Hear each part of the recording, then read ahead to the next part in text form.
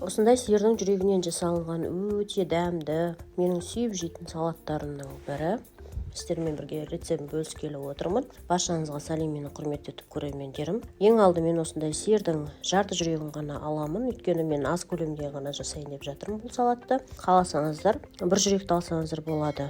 Осы жарты жүректің өзінен кішірек тарелкаға 4 жерге салуға болатын салат шығады. Алдымен жүректің бізге қажетсіз майлардың барлығын алып тастаймыз. Ал қалған жарты бөлік жүректен мен сіздерге келесі видеомда қасына гарнир салып жеуге болатын ыстық тамақ дайындауды көрсетемін.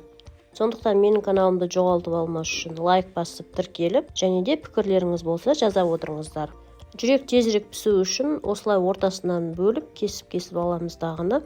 Қажетті заттардың барлығын алып, іші сыртын толықтай тазалап болғаннан кейін 1,5-2 сағатқа қайнатамыз. Себебі ұзағырақ қайнаса жүрек жұмсақтау болады. Салатымыздың дәмді әрі керемет болуы үшін жүректің дәмін жақсылап келтіріп алуымыз қажет. Ол үшін бізге кішкене кристаллик, тұз, қызыл бұрыш және де қара бұрыш деген сияқты барлық қоспаларды қосып, осылай кәуапқа арналған дәмдеуішті салдым. Соның барлығын қосып алғаннан кейін отқа қойып әбден піскенше қайнатып аламыз.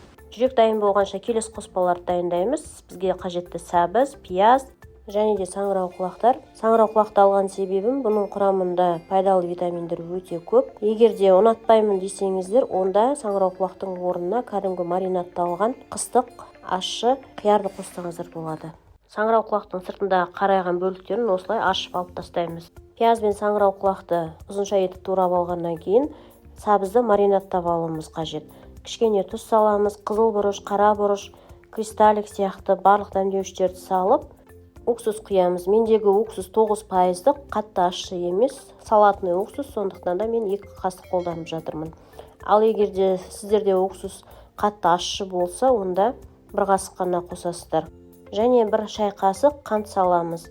Рецебін описание бөліміне міндетті түрде қалдырып қоямын. Жасап көріңіздер. Ал енді пиязымыз бен саңырауқұлақты осылай кезектестіре отырып қуырып аламыз. Пияз кішкене қызарып жұмсарғаннан кейін барып саңырауқұлақты қуыратын боламыз.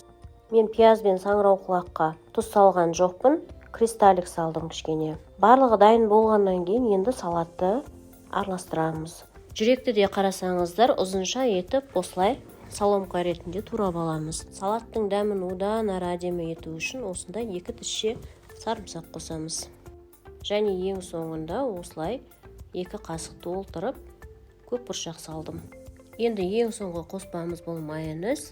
Осымен салатты толықтай араластырып аламыз. Ал енді бетіне әркім өз қалауынша сәндейді. Мен жай ғана қызанақтармен осылай сәндеп шықтым. Черри қызанағын алсаңыздар болады, және де бөдененің жұмыртқасын 2-ге бөліп сәндеп қоюға болады. Не болмаса балғын қиярмен гүлдер жасап сәндеуге де болады.